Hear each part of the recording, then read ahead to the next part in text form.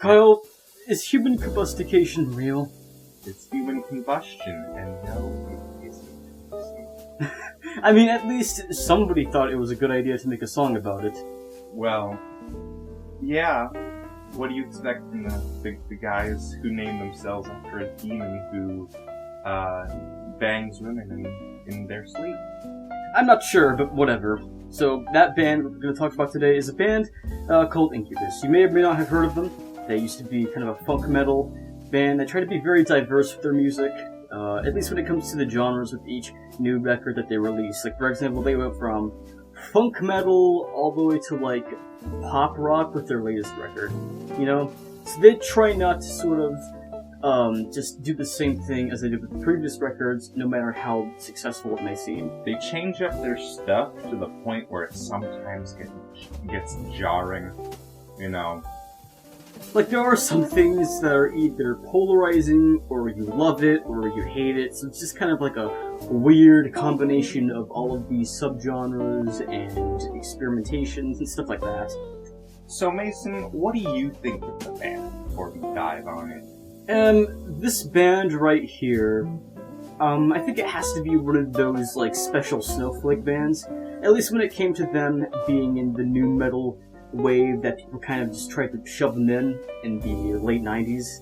Because back then, they used to make a lot of, like, funk metal, rock, new metal stuff with their first two records. You know, so everybody's like, hey, they're new metal like Korn or some shit, even though they clearly aren't. Very different. And the reason why I think they're very different from new metal bands back then is because their lyrics tend to be very positive, at least when it comes to science and make yourself, but let's not go to that right now.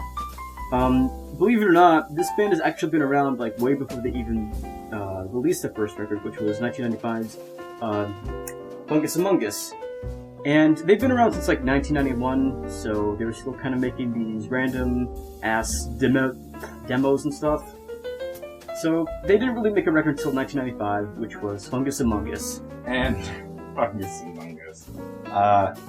Bad. Horrible. It's terrible. They try to be funny in some songs, you know? Every song is baby appeal. Again! Like, I know that they were based off of Red Hot Chili Peppers. That was kind of like their main inspiration. Yeah, but you didn't have to take their worst album and run with it. Like, I'll have to admit, it's good dance music, I guess, if you're wanting to sort of have like this 90s themed party.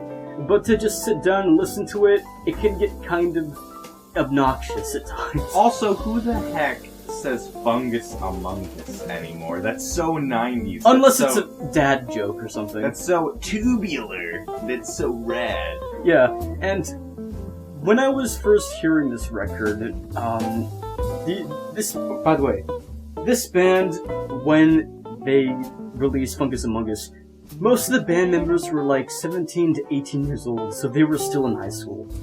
They were definitely doing drugs. Yes, definitely, especially with songs such as like How do you even say that? Psycho Chop Psilocybin or whatever. I'm looking at my notes right now.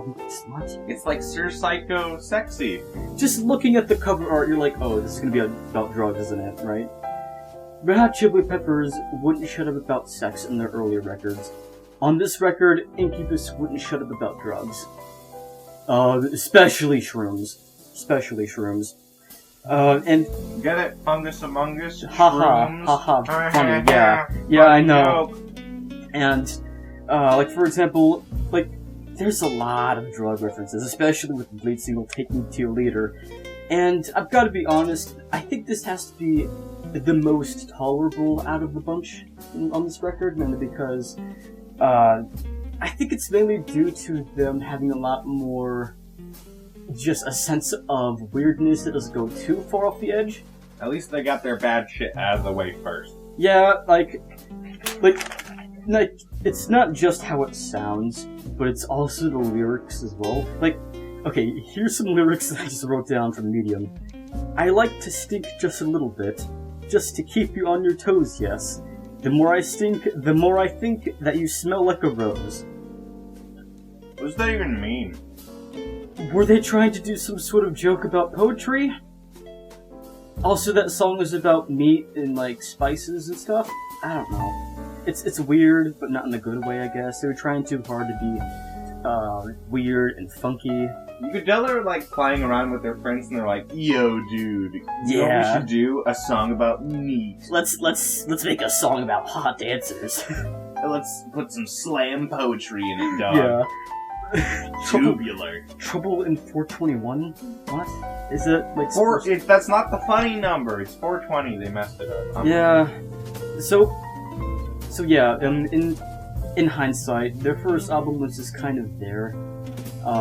They were kind of immature. They were still 17, but I don't think age really matters, because have you heard of this album called Frog Stomp by Silverchair? Nope. No. And the people who made that album, Silverchair, they were 15 years old when they made that album, and it's amazing. Alright, it's a pretty good record. Dude, that's like us. They're like a couple years younger than we are. Yeah, and it's actually a really good album. But I think it has to just do with maturity as a whole. Oh yeah, I apologize to the audience. I am eating cheese while this episode happens. He's Italian, guys, okay? Get used to it. Italian, French. Give me that cheese. Yeah. I'm a whore for them cheese. So after Fungus Amongus, which was kind of their independent record that they just made and produced by themselves, they went over to a label. I forgot what they were called. I think it was. Come on, Mason. We're supposed to be professionals here. Yes, I know. I think I forgot about the label. So we're so professional. We're recording this out of a cardboard box. So after that, they signed up to a label and they released like kind of this compilation thing called Enjoy Incubus, which was just them releasing music from like a major label to see what sort of happens, what really the difference is. And after that, they released their 1997 record S.C.I.E.N.C.E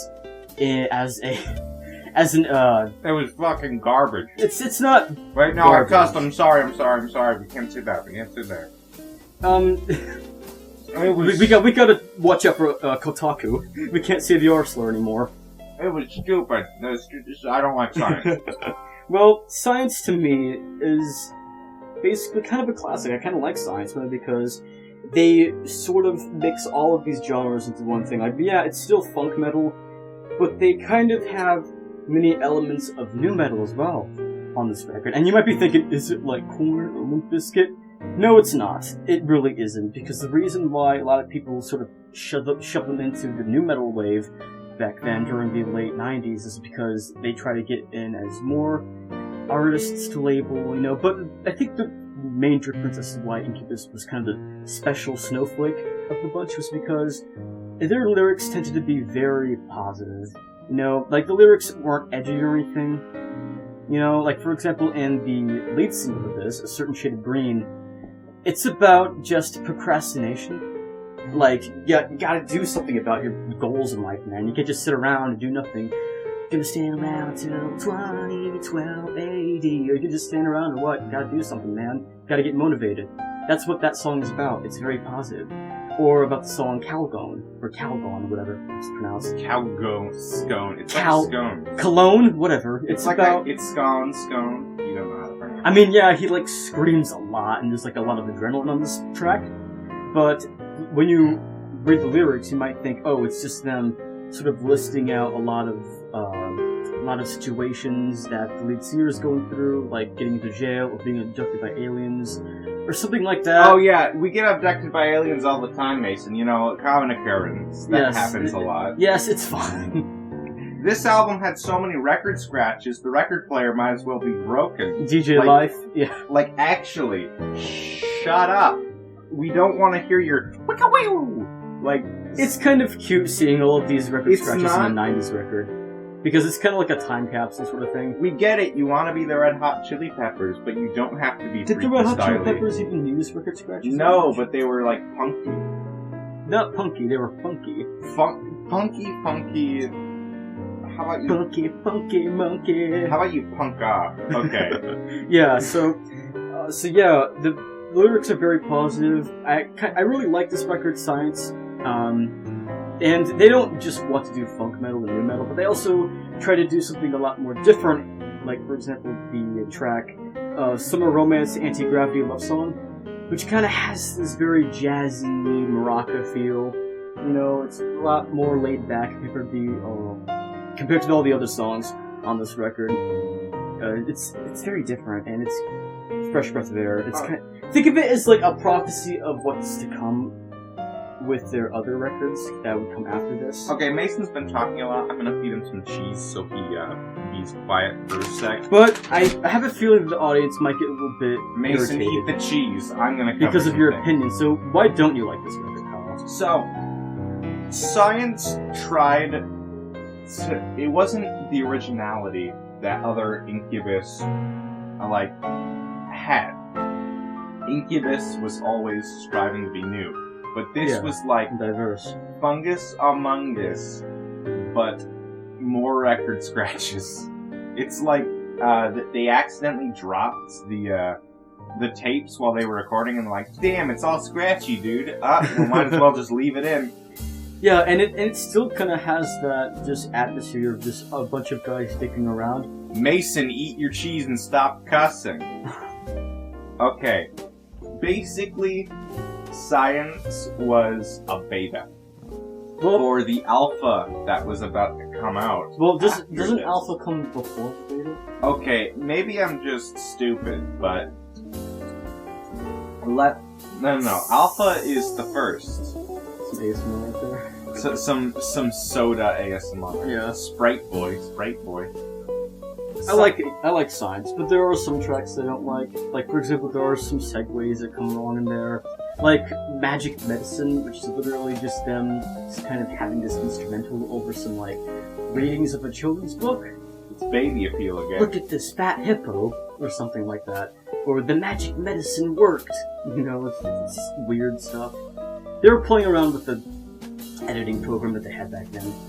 So they certainly weren't using Audacity like we are. We're not sponsored, but Audacity is good. Thank you, Audacity. Very cool. Or the track New Skin, which had a sort of a segment where you just heard this guy saying stuff about electrotypes or something, about humans only being able to experience things of 1 millionth of whatever is in the universe, and just Brandon talking about new skin. When is society going to change in a very significant way to the point where you no longer really understand anything from the past? Basically, it was a ton of druggies sitting in a pop circle, like saying, "Dude, what if we made an album about?" And then they actually like made it an takes album so about long for society to just change in general. Like, for example, like people stopped being racist, at least in America, in like the 1950s. And if you look at the grand scale of things, it's not even that long of a time, though, right?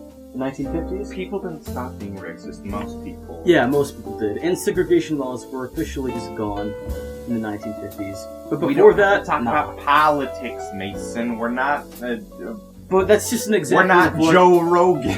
It's just an example of what I'm talking about with new skin. It's just that society takes a really long time for people to change, at least when it comes to the majority. Yeah, don't hear it from a couple of teenagers recording out of a cardboard box. Just go listen to the album. And yeah, that's basically my take on science. And the next one, you might all I think that feeling that a lot of you might have heard this record at least once or twice. Actually, Deadass, our first video that we thought was gonna get no attention, got like 100 views. Yeah, thanks guys. That's actually pretty cool. It's process. Like imagine a room with 100 people in it. Yeah, that's basically how it feels. And then all of them watching your stuff, and then like 2 or 3 of them saying, just all of them just staring at like one single screen. And then some of them are like, "I like this," and others just walk out of the room. Yeah. We're gonna try background music for this episode.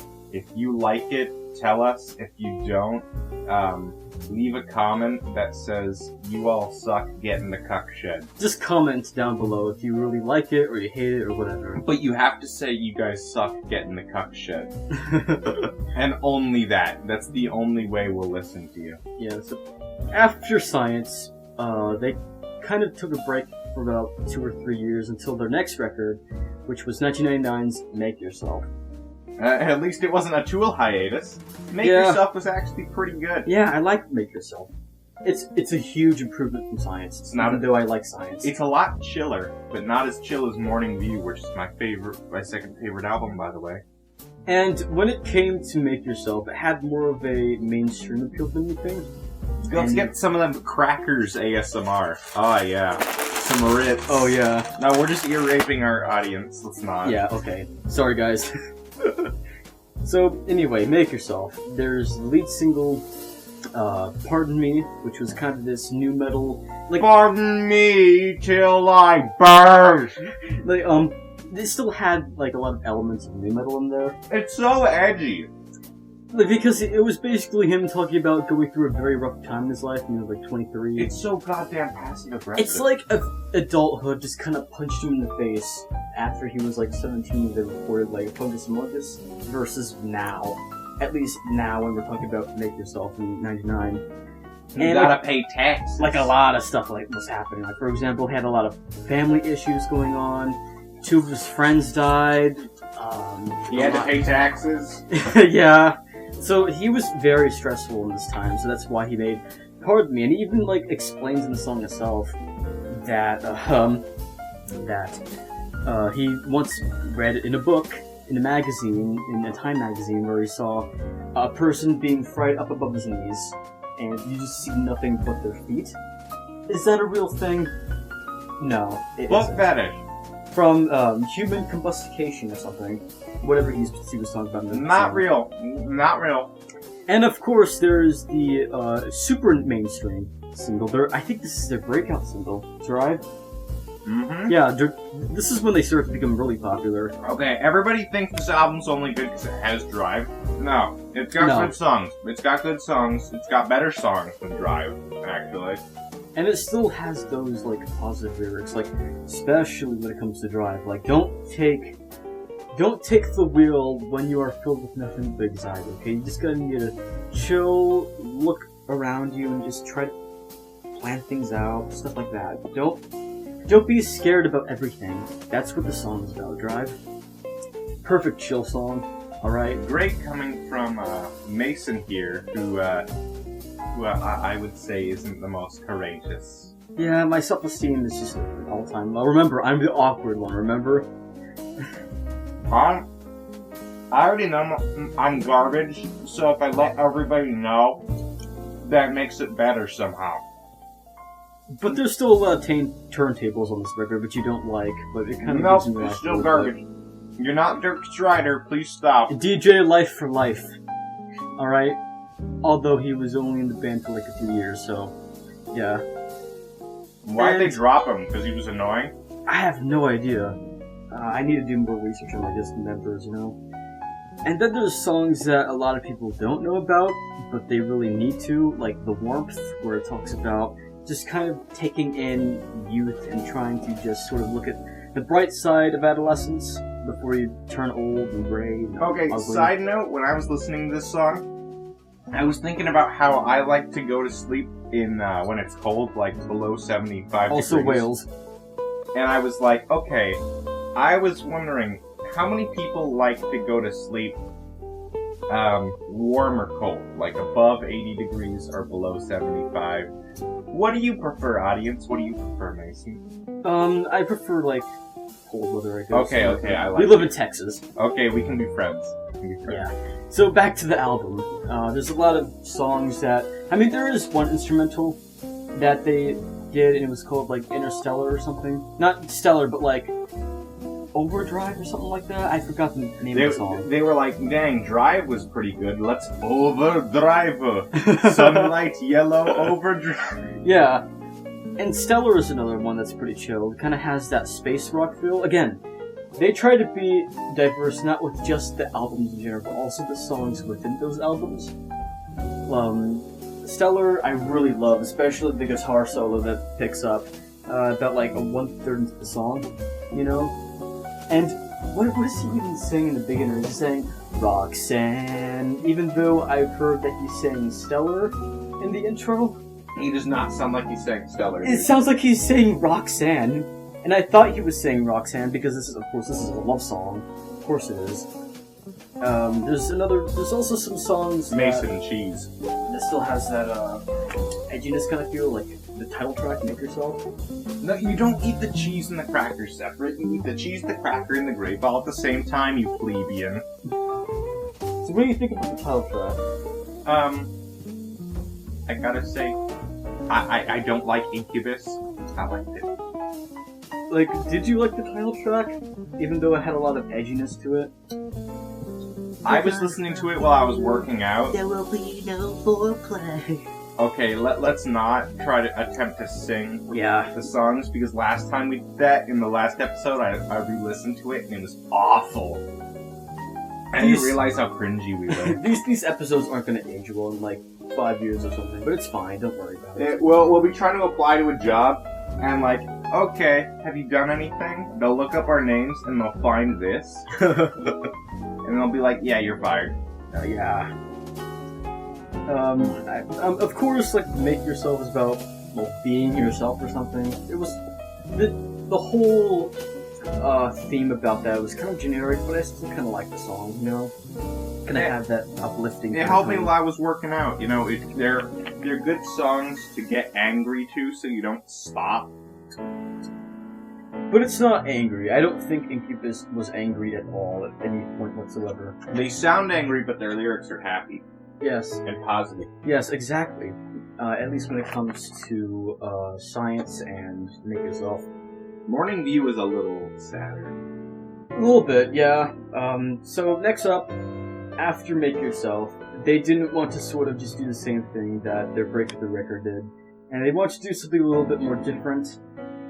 And they just wanted to sort of strip down and just do an alternative rock in general record. And that's what Morning View is. I love Morning View. Morning View is really good.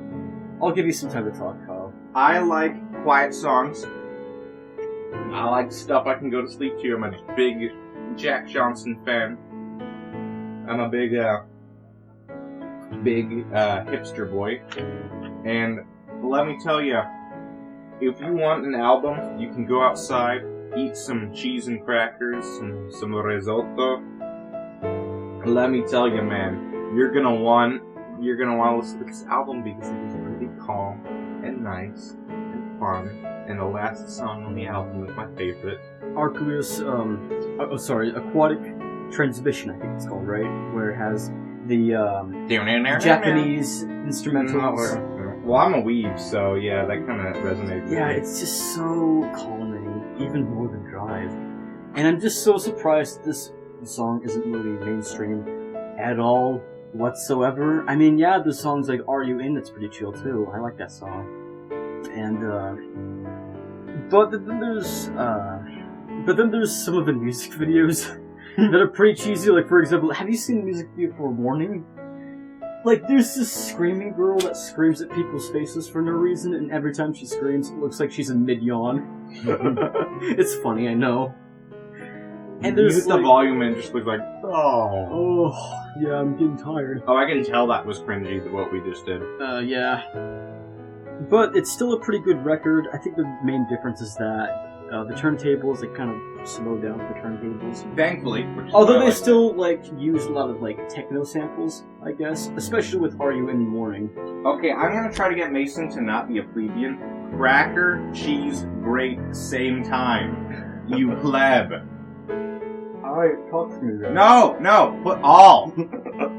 Chew! Okay. Morning View had... No. He's trying to ASMR you with his crackers. Morning View had some of the best tracks that no one's ever heard about.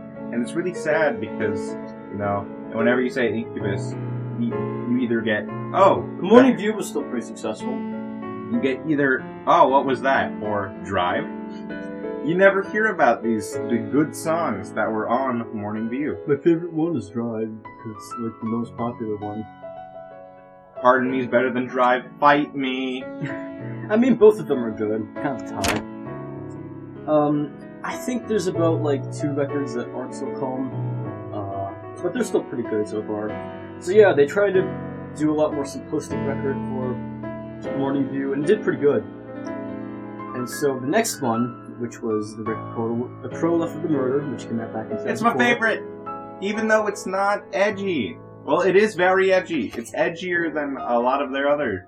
It's a very political album. I don't like politics. We're not gonna go too much into details. I don't like your Vox. I don't like your Joe Rogan.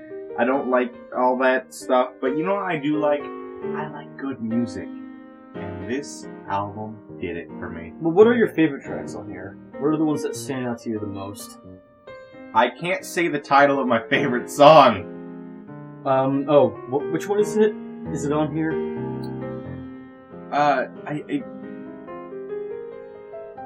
Megalomaniac, the lead singer? Oh, that was good, but that's not my favorite.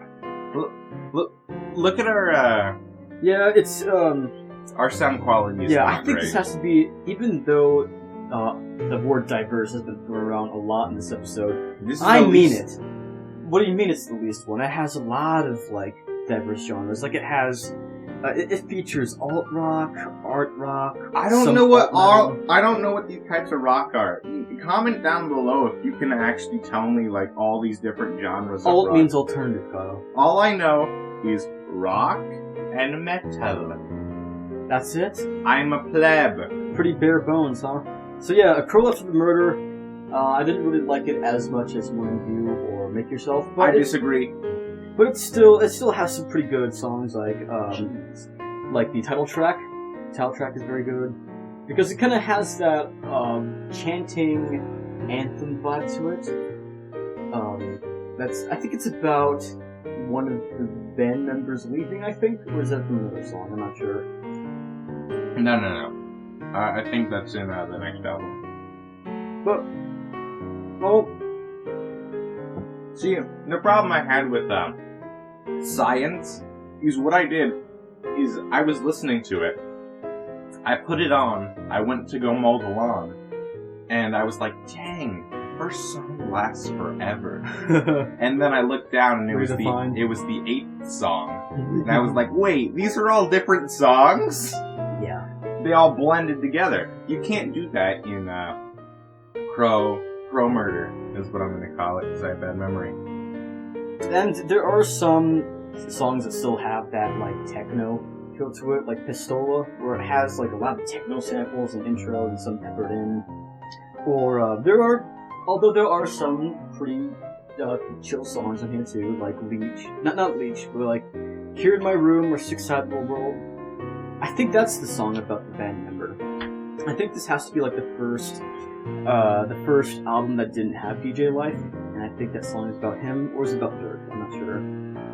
Yes, one of the band members is named Dirk. At turntables, Dirk, ha ha ha. So, yeah, after Crow Left of the Murder, which is very political, we want to go to more of a personal route, which was, next up, we have 2006's Light Grenades, and I didn't like it.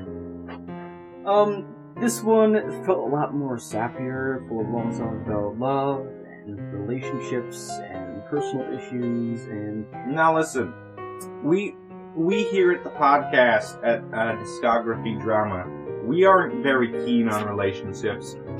Mason doesn't be in them, and the ones I be in are all horrible. So, we don't really get that much out of love songs. So, you can already tell that this album isn't for us.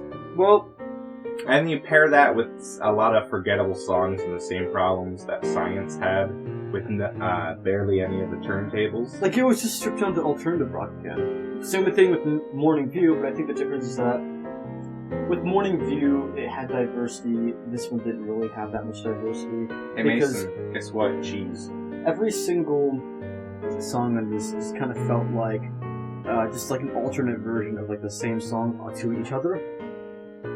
And it kind of makes sense that this album was also like the 10th largest drop from number 1 in the chart history, and Incubus's fame was starting to like fade a little after this, because it dropped hard from the charts. The mic, Mason.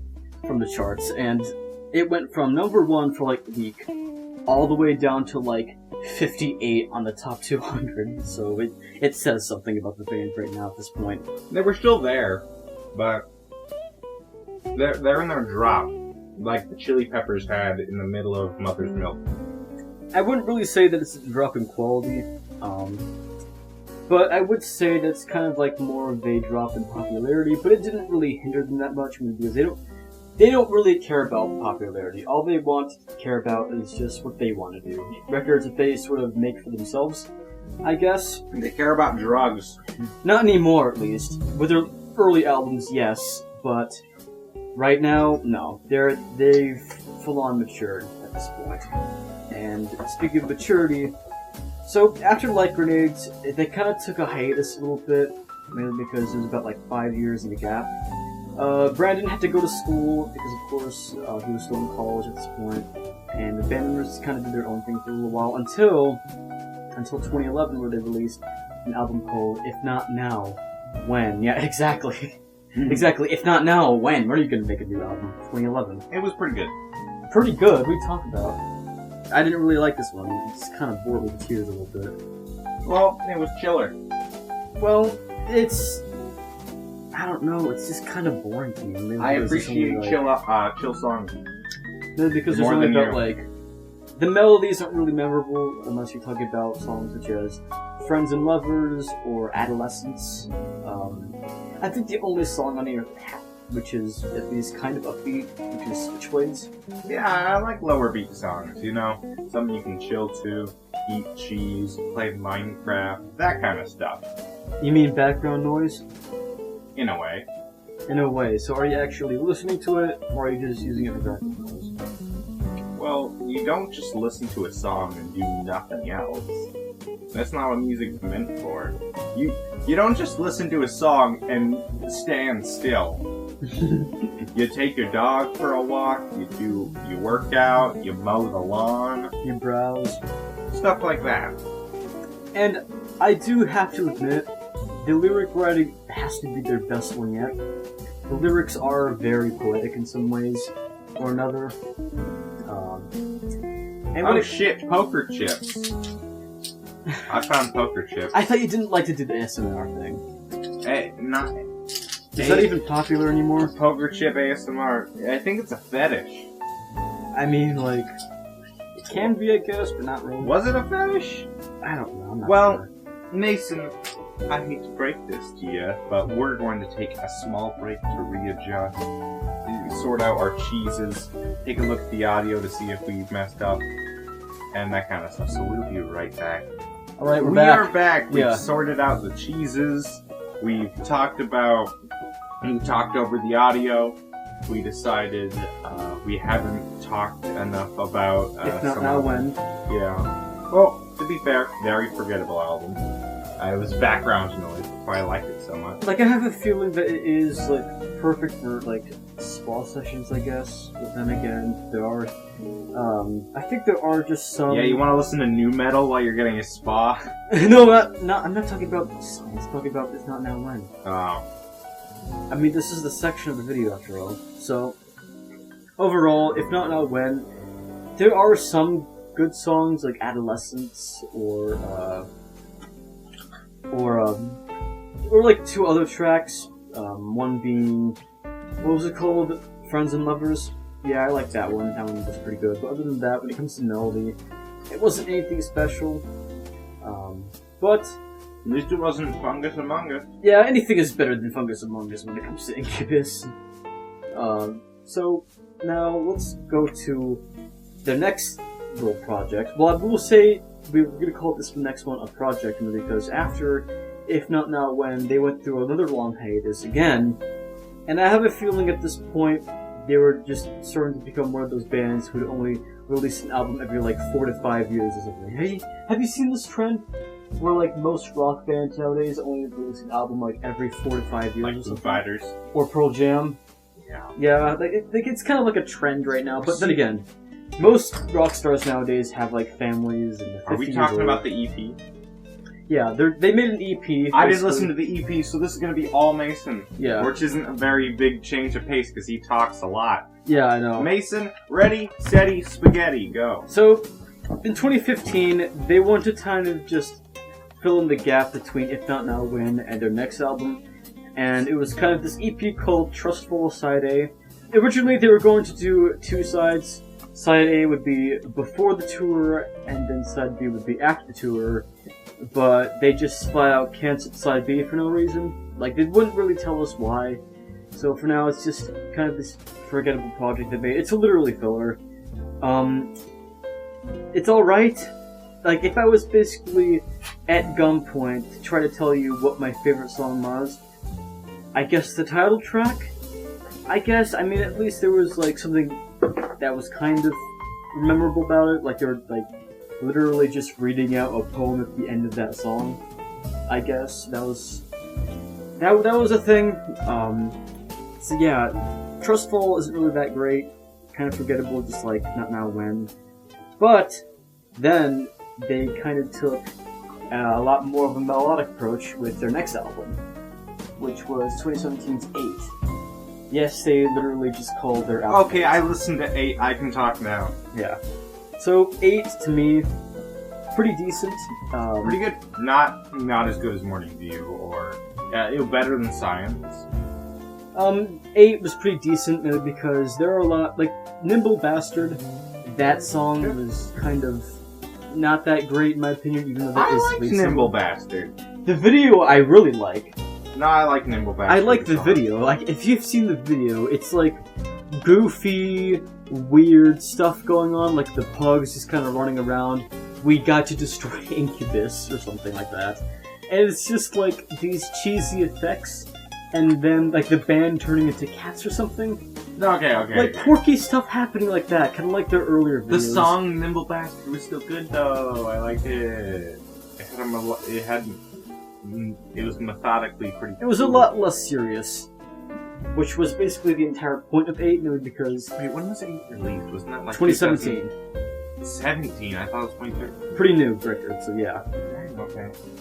So, there are a lot of good songs on this record. Like, for example, I think my favorite one has to be Loneliest, where it kind of has that, just Brandon just kind of talking about being lonely, I guess. Like, yeah, the topics on this album aren't really that deep or anything, but very relatable because me and Mason are both dying.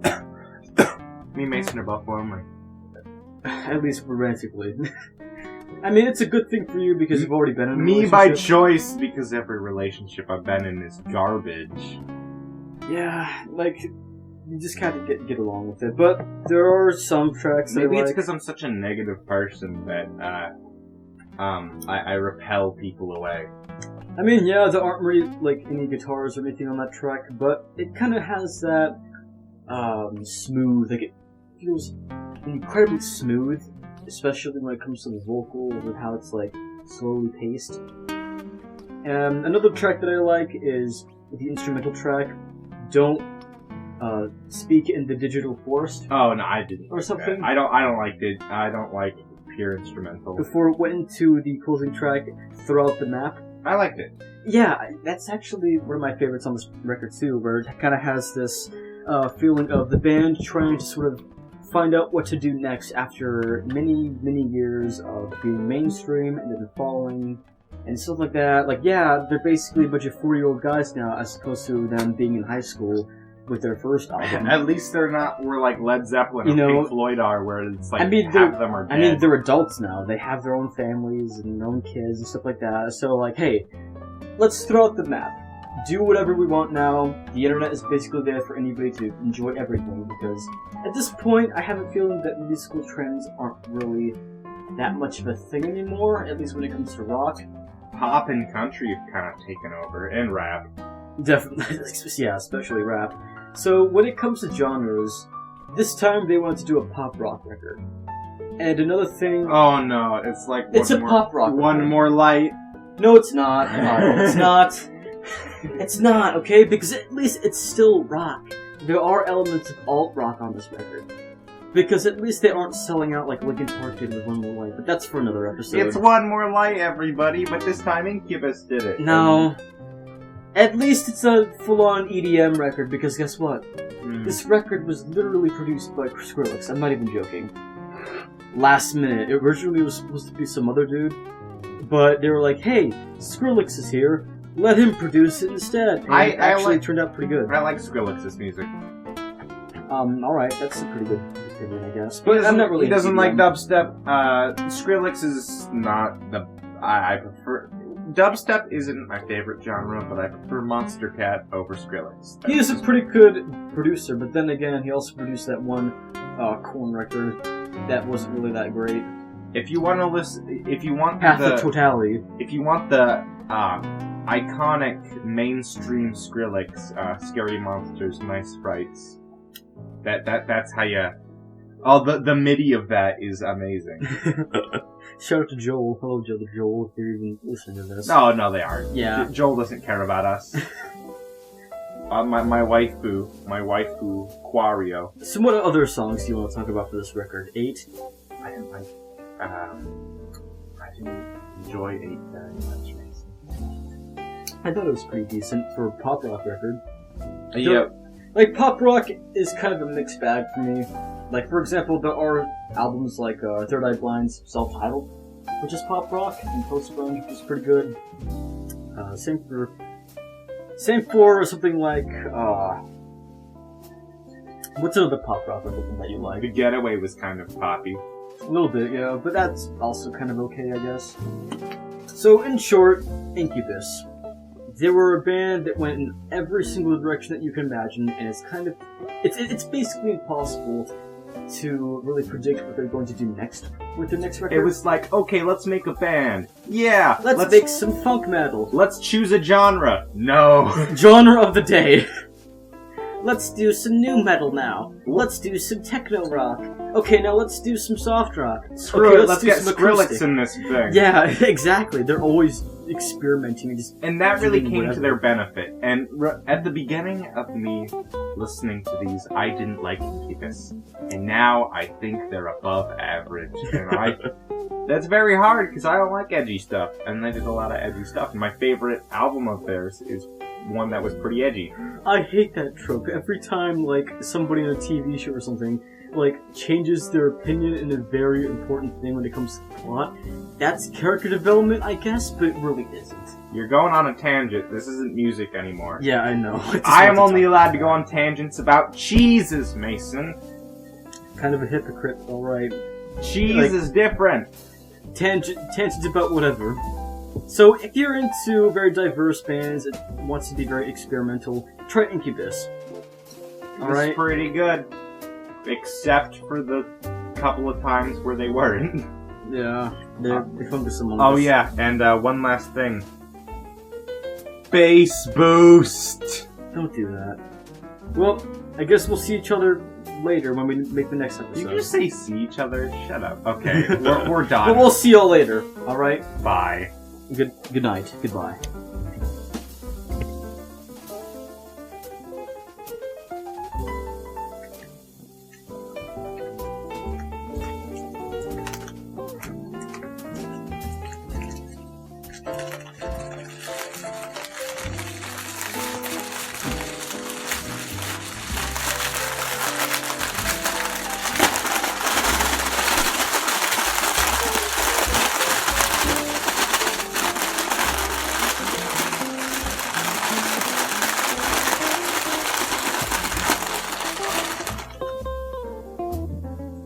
You have endured the ASMR ear rape of chip bags. You may now listen to Mason rant for like a minute. I wouldn't really call it a rant, but think of this as a bonus. A bonus little tidbit for you. Well, if you call it a bonus, it's not special anymore, is it, Mason? Alright, so if you look at the cover art for a lot of their earlier works, like Enjoy Incubus or S.C.I.E.N.C.E, you might be thinking, who is this guy on the cover? Who is this, like, floating head? The man drinking sulfur out of a teacup. Yes, exactly. His name is a man named Chuck Boyd. And this is basically Brandon Boyd's father, who is the lead singer of Incubus. He looks like a hippie. And some trivia that I want to talk about. First of all, he was originally the Marlboro Man, who was basically just the mascot for the cigarette company. He was a professional photographer during the 60s and 70s for bands such as the Beatles, Jimi Hendrix, Led Zeppelin, the Rolling Stones, the Who. Led Zeppelin is my dad. Like he took photos of a lot of famous bands back then. And I think the reason why he appeared on these earlier records because he died back in 1991. Literally the year that Incubus was first formed. So maybe, just speculation, what if Brendan Boyd actually made Incubus so that he could sort of cope with his father's death? Is that why Incubus exists in the first place? Is that why it's named after a demon that rapes women in their sleep? No, Is it a metaphor for him getting raped by life? No, back then, the band didn't even have a name. So when they were going into this like band contest at the school, a name was required. So they just sort of just called themselves Incubus for no reason. They just kind of like, let's call ourselves Incubus. Whatever, I don't care. We have to have a name to get in the contest. They should have called it Succubus, so they could have called one of their songs Suck. Alright. Yeah. That was just a tiny rant. But, another thing I want to talk about is that they actually did a lot of cover songs and some performances. They did the SpongeBob SquarePants theme. Including the SpongeBob SquarePants theme, Immigrant Song by Led Zeppelin, which is the #1 rule of covering songs. Never cover songs from Led Zeppelin or the Beatles. You will screw it up. Because Led Zeppelin is the best band of all time. Black Hole Sun by Soundgarden. Black Hole Sun. Wood by Alice in Chains. Won't you come? And another one, Bites the Dust by Queen, and many, many more. Link in the description if you want to actually listen to those. They're kind of a mixed bag when it comes to quality, but they're just funny. I just wanted to point all of that out. So yeah. Are you ready, kids? Okay. Aye, aye, Captain. So we're leaving for real now. All right. I'll see you later. We're sorry for putting you through the pain. All right. Bye bye.